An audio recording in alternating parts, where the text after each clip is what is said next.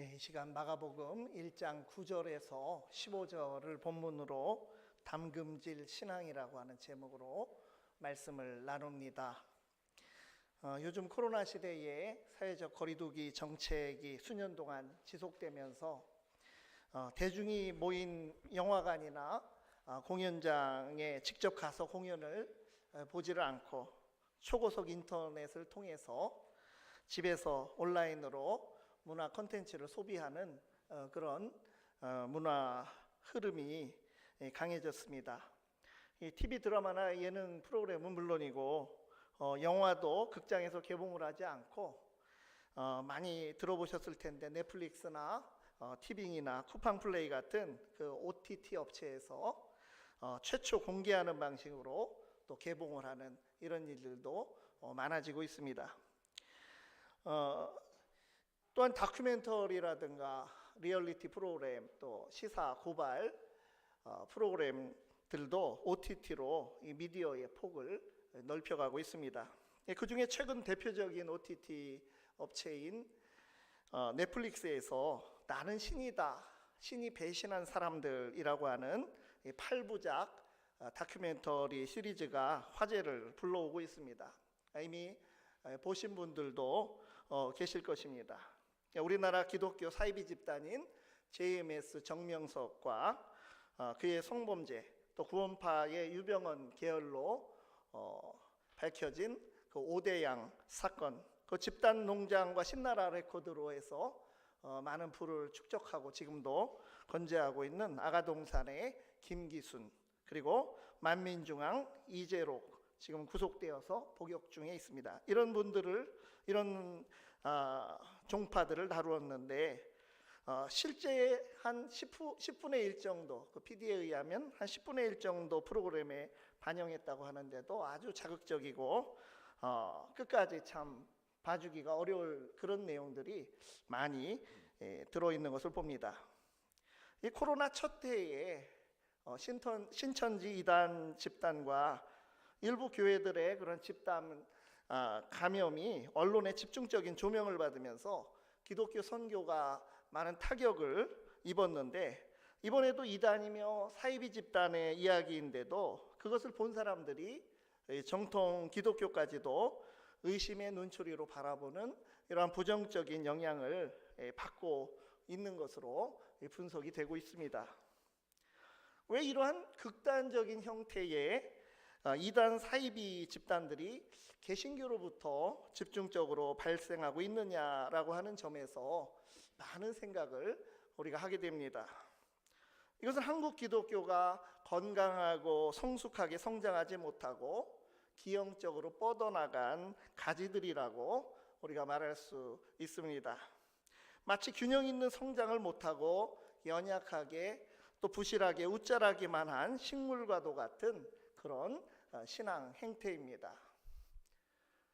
집에서 그 상추를 키울 때 길게 이 상추가 자랐는데 이 상추가 하늘을 향해 있지 않고 땅으로 늘어져서 이것이 부실하게 웃자라 있는 그런 문제가 생긴 적이 있습니다. 너무 다닥다닥 붙여서 심고 또 물도 너무 많이 준 것이 원인인 것으로 이렇게 밝혀졌습니다. 그래서 농사에서도 때로는 웃자라지 않도록 억제 재배를 하고 웃자람을 경계하는 것처럼 우리 믿음의 삶도 이러한 부실한 웃자람을 경계해야겠다는 것입니다. 일조량이 부족하거나 질소나 수분이 과다하거나 해서 작물의 줄기가 보통보다 길고 연하게 자라서 이것이 헛가지가 돼버리는데, 마찬가지로 우리의 신앙도 잘못되고 또 치우치게 믿음 생활의 양분을 섭취하면 문제가 발생하게 되는 것입니다. 농사를 짓는 관점에서 이 성경을 이렇게 표현하고 읽어보면 웃자람의 신앙, 부실한 신앙 성장이 위험하기 때문에 그것을 성경 자체에 보면 우리 신앙의 선배들이 또 우리 주님이 이것을 경계하는 움직임들을 우리가 성경 속에서 발견할 수가 있습니다. 오늘 본문 마가복음을 비롯한 복음서들이 소개하는 예수님의 공생의 전반에서도 이것을 우리가 뚜렷하게 발견할 수 있습니다. 예수님이 이 땅에 오시어 인류의 구원을 위해서 본격적으로 사명을 감당하신 그 3년 정도의 짧은 공적인 삶, 그 공생애를 보면 하나님 아버지 앞에서 균형 있는 신앙생활의 모범을 보여주셨습니다. 이 마가복음 서두에서 예수님의 공생의 초기를 기록해 놓은 것이 오늘 본문인데, 오늘 이 본문을 보면 부실한 웃자람의 신앙을 극복하고 건강하고 튼튼한 신앙으로 이끌어지신 예수님의 모습을 우리가 확인할 수 있습니다. 그래서 우리가 좌로나 우로나 치우친 신앙이 되지 않기 위해서 절제와 균형의 믿음을 보여주신 예수님을 바라보면서 우리의 신앙에도 뜨거움과 차가움을 반복하는 신앙의 담금질이 필요한 때입니다. 첫 번째로 예수님께서 공생애를 시작하실 때 하나님께서는 이 담금질을 통해서 인도하셨습니다. 하나님께서 예수님을 담금질했다, 이 말이 어떤 의미로 쓰였는지 우리가 함께 좀 풀어나가면 좋겠습니다. 예수님께서 공생애를 시작하실 때 성령으로 인도하심을 받게 되는데, 그 과정에서 하나님께서 예수 그리스도를 마치 담금질을 하듯 이끌어 가셨음을 우리가 발견할 수 있습니다. 먼저 예수님은 세례 받으실 때 성령 충만과 하나님의 사랑을 힘입으셨습니다. 예수님께서 메시아, 이 그리스도로서 공생애를 시작하실 때 먼저 세례를 받으신 일은 우리가 잘 알고 있을 것입니다. 예수님께서는 본거지인 갈릴리 나사렛으로부터 요한이 세례를 주는 요단강까지 오셔서 세례를 받으셨습니다. 그 당시 예수님이 받으신 세례의 방식은 물속에 완전히 잠기는 침례의 형식으로 세례를 받으셨는데, 그 예수님께서 물에서 올라오실 때 신비한 현상이 나타났습니다. 10절과 11절 말씀입니다. 곧 물에서 올라오실새 하늘이 갈라짐과 성령이 비둘기같이 자기에게 내려오심을 보시더니 하늘로부터 소리가 나기를 너는 내 사랑하는 아들이라 내가 너를 기뻐하노라 하시니라. 예수께서 세례받고 물 위에서 올라오실 때 이 두 가지 현상이 나타났습니다. 각각 시각적이고 청각적인 현상입니다. 첫째는 하늘이 갈라짐과 성령이 비둘기같이 자기에게 내려오심을 눈으로 보실 수 있었고, 이 두 번째는 너는 내 사랑하는 아들이라 내가 너를 기뻐하노라 라는 하나님의 음성이 귀에 들려왔습니다. 그래서 성부 하나님의 음성, 성령의 형상, 성자 예수 그리스도의 세례받는 모습, 삼위일체 하나님이 동시에 느껴지게 되는 이 보기 드문 현상이 나타난 것입니다. 한 가지 주목할 것은 마태복음과 누가복음에서 예수님의 세례를 소개할 때는 그저 밋밋하게 하늘이 열렸다 이렇게 기록했는데, 오늘 마가복음 본문을 보면 좀 더 강한 표현을 사용했다는 것입니다. 하늘이 갈라졌다라고 기록을 했습니다. 이 말은 좀 더 정확히 말하면 하늘이 찢어졌다라고 하는 그런 뜻의 말을 사용한 것입니다. 마치 야곱이 꿈에서 하늘이 열려서 내려온 사닥다리에서 하나님의 천사들이 오르락 내리락 하는 모습을 보면서 하나님의 임재를 깨닫게 된 것처럼, 예수님의 이 세례 장면도 하늘이 열려 하나님과 사람을 다시 이어주는 이 인류 구원의 역사를 상징적으로 하늘이 이 갈라지는 모습 가운데서 보여주신 것입니다. 이것은 예수님께서 십자가에서 숨을 거두시자 성전의 휘장이 위에서 아래로 찢어지며 지성소가 상징하는 하나님께로 가는 길이 열리게 된 사건에 그 찢어졌다라고 하는 그 말과 같은 단어가 여기에도 사용이 된 것입니다. 그러면서 성령이 비둘기 형상으로 가시적으로 임재하면서 성령의 충만함을 받으시고 하나님의 음성대로 하나님의 사랑을 충만하게 힘입으신 것입니다.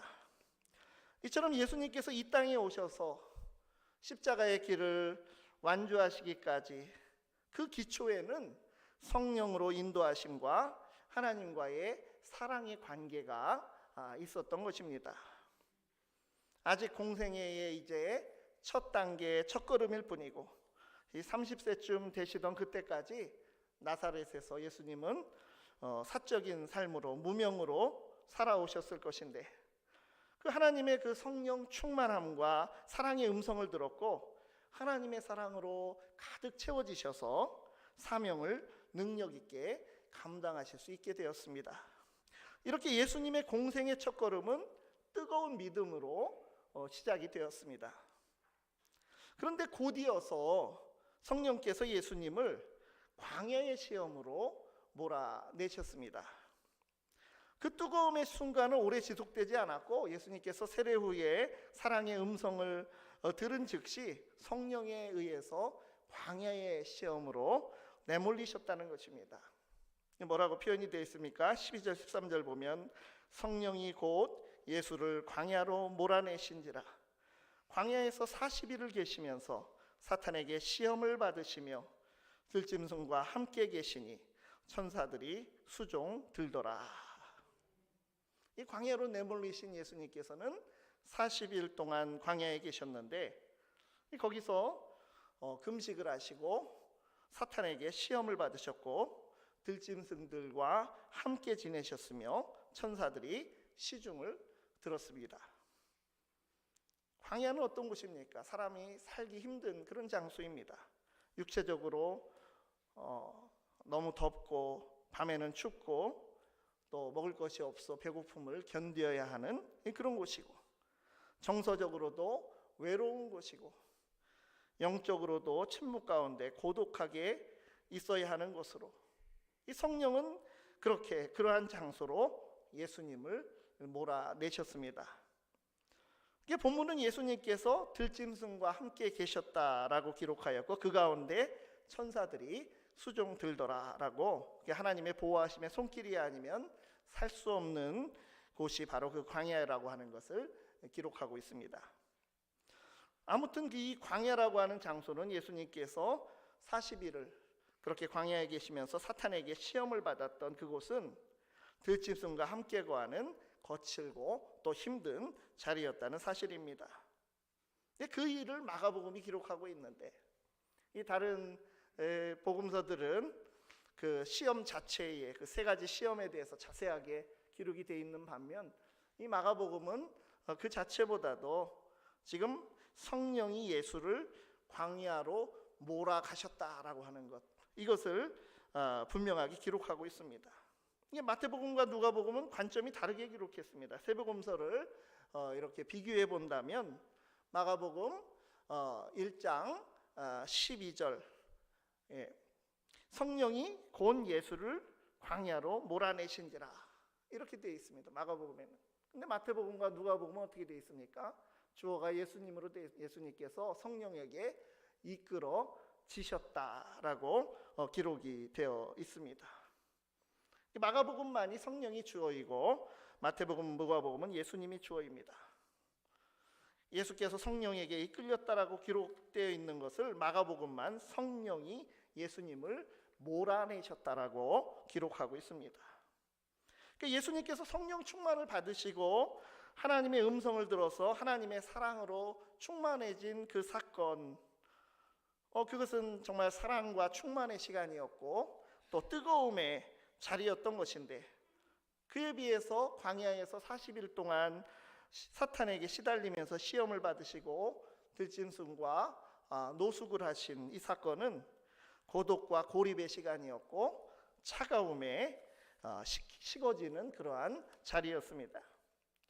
성령은 뜨거운 자리에 있는 예수님을 차가운 자리로 내몰다시피 하여 인도하여 가셨다는 것입니다. 하나님의 인도하심이 바로 이런 담금질의 훈련이었다라고 하는 그러한 말씀입니다. 세례에서 시험으로 이렇게 전환된 것, 뜨거운 것에서 차가운 것으로 전환하면서 자연스럽게 쇠가 단단하게 되는 이런 담금질과 같이 인간으로 이 땅에 오신 예수님을 하나님 아버지께서 성령으로 담금질하여 가시고 훈련을 시키신 것입니다. 예수님의 완주와 승리의 비결은 이 사랑의 힘을 받고 또한 담금질하여서 그를 훈련시키신 그 신앙에 있었다고 하는 것입니다. 우리의 신앙도 이 뜨거운 것만 찾고 뜨거움에만 머물지 말고 차가움의 자리, 연단의 시간이 필요합니다.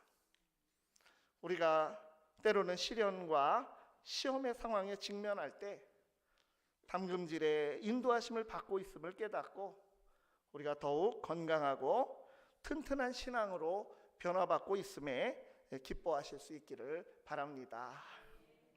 두 번째로 예수님께서는 스스로도 신앙을 담금질하셨습니다.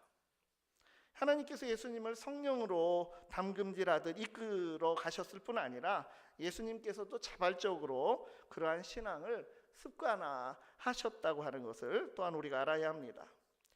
마가복음을 계속 우리가 읽어나가면 5장에 가면 예수님께서 베푸신 놀라운 기적들이 연속적으로 나타납니다. 거라사에 귀신 들린 사람을 치유하시고 혈루증 걸린 여인을 고쳐주시고 회당장 야이로의 죽은 딸을 살리셨습니다.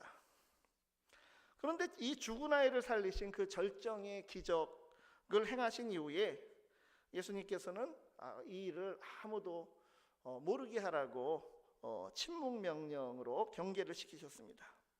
그리고 나서 가신 곳이 어디입니까? 예수님께서 가장 환영받았던 그곳을 과감하게 떠나서 환영받지 못하는 고향으로 떠나가셨습니다. 그리고 거기 고향에 가서 배척을 받는 그런 장면이 이어지게 됩니다. 정말 죽은 자를 살린 이 세상에서 일어나기 힘든 그런 불가능한 기적의 사건을 행하신 이후에 인정받지 못하는 이 고향으로 방향을 돌리셨다고 하는 것, 이것은 예수님께서 어떤 목적이 있는 행동이었음에 틀림없습니다. 예수님은 뜨거움에 있는 자리에 오래 머물지 않고 곧장 배척받는 곳에 가심으로써 스스로를 차갑게 담금질을 하셨습니다. 6장에도 기적이 나옵니다. 예수님께서 오병이어에 의해 놀라운 기적을 행하신 이후에도 우리가 마찬가지 패턴을 발견할 수가 있습니다. 예수님께서는 그 5,000명을 먹이신 오병이어로 그 5,000명을 먹이신 그 박수갈채의 현장에 오래 머물러 있으려 하지 않으셨습니다. 즉시 이 마가복음에는 이 즉시 곧이라고 하는 말이 아주 수없이 등장합니다. 즉시 제자들을 재촉하여 건너편 벳세다로 보내셨고 무리들도 다 귀가를 시키고 해산을 시키셨습니다. 그런 다음에 예수님 자신은 기도하시러 산으로 가셨다라고 기록이 되어 있습니다.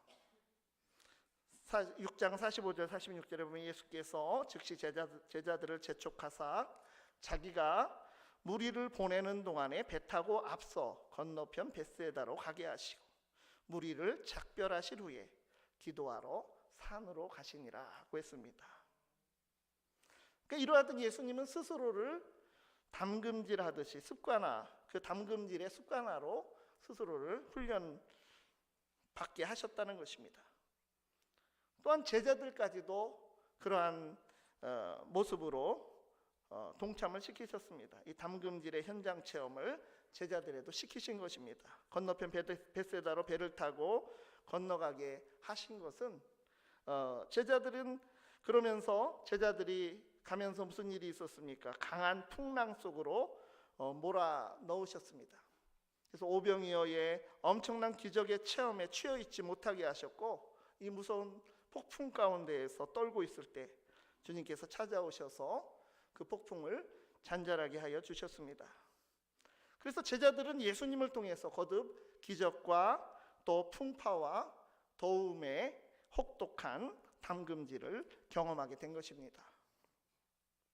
이단과 사이비가 판치게 된 것도 가장 혼란스러운 시기에 이런 것들이 우후죽순처럼 생겨났고 인생의 어려움 가운데 있는 그 사람들이 기적과 뜨거움을 경험하게 되면서 그들이 그것만을 추구하고 그 뜨거움의 자리에만 머물고자 함으로써 잘못되고 치우친 신앙으로 웃자라게 되고 또 그것을 이용하는 사람이 있고 그래서 점점 눈먼 신앙으로 변질되어 버린 것입니다.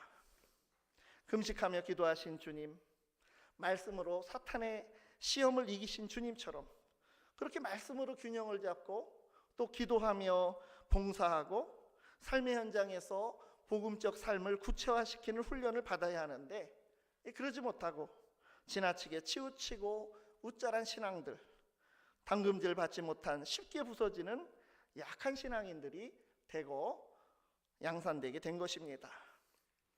믿음이 잘못되면 삶이 망가지고 그런 사람들이 모인 교회 공동체가 사회 문제가 되기도 하는 것입니다.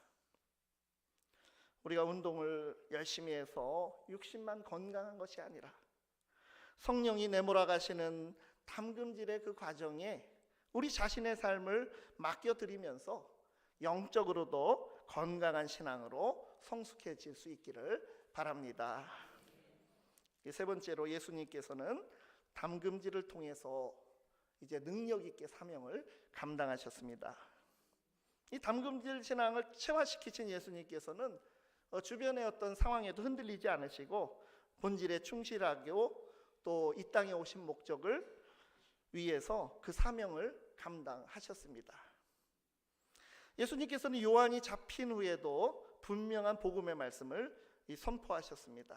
24절 15절 말씀을 보면 요한이 잡힌 후 예수께서 갈릴리에 오셔서 하나님의 복음을 전파하여 이르시되 때가 찼고 하나님의 나라가 가까이 왔으니 회개하고 복음을 믿으라 하시더라.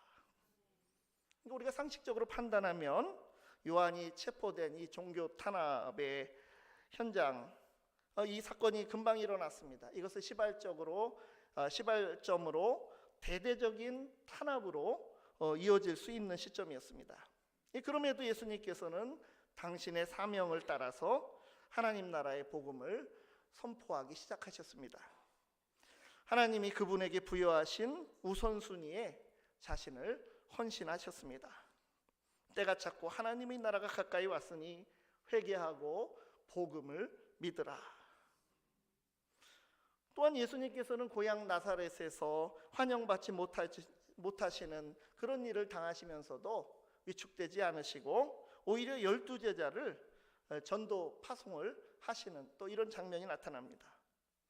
배척받은 상황에서 곧바로 전도 파송을 한다고 하는 것은 쉽지 않은 결단이었습니다. 어떻게 이런 일들이 가능한지 묻는다면 그 역시 담금질의 결과라고 하는 것입니다. 예수님께서는 하나님을 최우선 순위에 두시고 성령의 충만함과 하나님의 사랑으로 자신을 가득 채우셨고 하나님께서 주시는 놀라운 기적을 두루 행하실 수 있었습니다.